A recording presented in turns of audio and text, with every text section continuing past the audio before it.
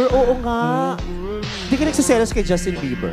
Well, alam mo, Vice, alam ko naman kasi ever since before, fan na fan niya talaga si Justin Bieber. Fan na fan talaga siya. Oy, malay mo naman.